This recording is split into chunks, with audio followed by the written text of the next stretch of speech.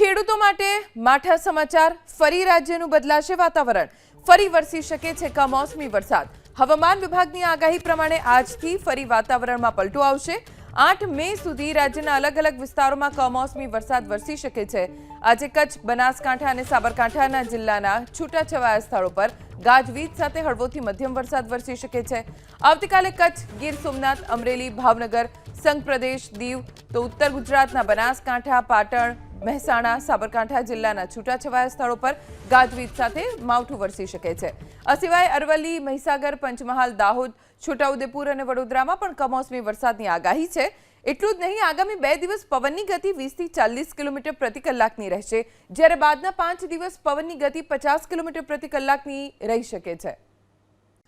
ખેડૂતો માટે માઠા સમાચાર ફરી રાજ્યનું બદલાશે વાતાવરણ ફરી વરસી શકે છે કમોસમી વરસાદ હવામાન વિભાગની આગાહી પ્રમાણે આજથી ફરી વાતાવરણમાં પલટો આવશે